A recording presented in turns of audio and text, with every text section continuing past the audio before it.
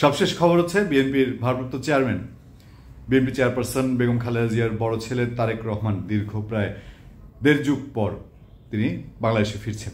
হ্যাঁ, চূড়ান্তভাবে বাংলাদেশে ফিরছেন এমন একটি খবর। সে খবরে বলা হচ্ছে তারেক রহমানের জন্য বাংলাদেশে বাড়িও খোঁজা হচ্ছে।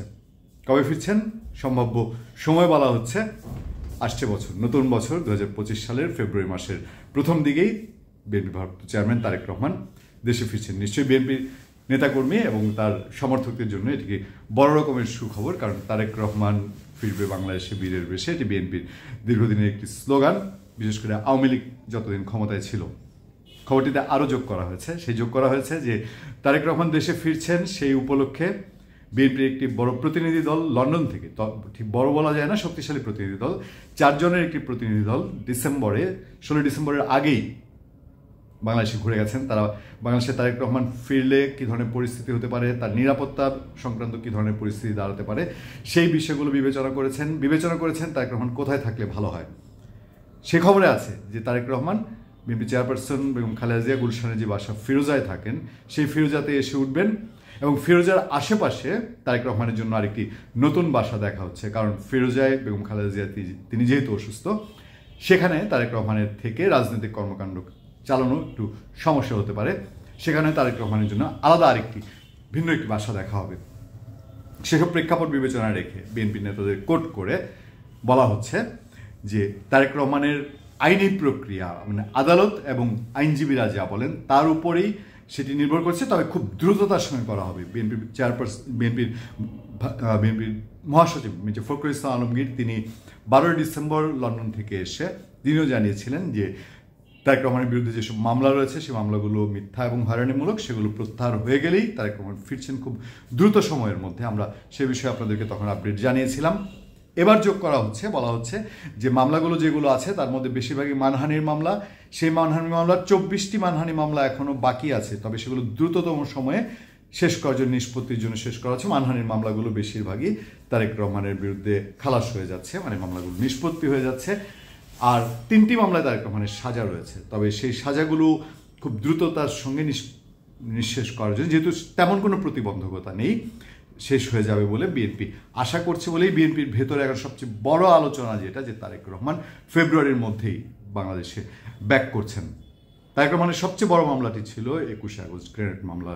সেই মামলাটি থেকে তারেক রহমান বেকসুর খালাস পেয়েছেন, তাকে মুক্ত করা হয়েছে। ফলে বিএনপির মধ্যে আশাটা আরও বেশি জেগেছে যে তারেক রহমানের দেশে ফিরতে বাধা নেই। তারেক রহমানের পাসপোর্ট বা অন্যান্য বিষয়গুলো, যেহেতু সরকার এখানে কোনো প্রতিবন্ধকতা তৈরি করছে না বলেই আপাত দৃষ্টিতে সবাই মনে করছে এবং বিএনপি সেই কমফোর্ট জোনে আছে, সেই কারণে তারেক রহমানের দেশে ফেরার বিষয়টি এখন অনেকটা উজ্জ্বল থেকে উজ্জ্বলতর হয়ে উঠেছে। বিএনপির স্থায়ী কমিটির সদস্য সালাউদ্দিন আহমেদ তিনি লন্ডন গেছেন। লন্ডনে তারেক রহমানের সাথে তার দেখা হবে এবং সালাউদ্দিন আহমেদ এবং তারেক রহমানের এই বৈঠকটি একটি খুব সিগনিফিক্যান্ট বৈঠক বলে বিএনপি নেতাকর্মীরা মনে করছেন। সেই বৈঠকের মূল আলোচনা হতে পারে তারেক রহমানের দেশে ফেরা নিয়ে, এবং সালাউদ্দিন আহমেদ আসার পর তারেক রহমানের দেশে ফেরার সুনির্দিষ্ট একটি টাইমলাইন সম্পর্কে জানা যাবে বলেও বিএনপি সূত্র নিশ্চিত করেছে। এই খবরগুলো খুব স্পেসিফিকলি আপনারা জানতে পারবেন আজকের পত্রিকায়। সেই পত্রিকায় একটি ডেপথ রিপোর্ট করেছে, সেখানেও হেডলাইন করেছে তারেক রহমান দেশে ফিরছেন, তার জন্য বাসা খোঁজা হচ্ছে। সেই খবরটি সূত্র ধরে আপনাদেরকে জানাচ্ছি।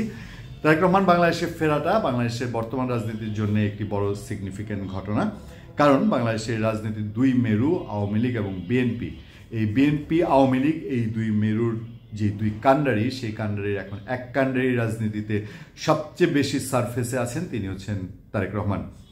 তারেক রহমান 2007 সালের 7 মার্চ তিনি গ্রেফতার হয়েছিলেন। সেই সময় 111 গভর্নমেন্ট নামে পরিচিত ফখরুদ্দিন মঈনুদ্দিন গভর্নমেন্টের সময়। তার পরের বছর 8 সেপ্টেম্বর মুক্তি পান পেরোলে এবং 11 সেপ্টেম্বর 2008 তিনি বাংলাদেশ ছেড়েছিলেন।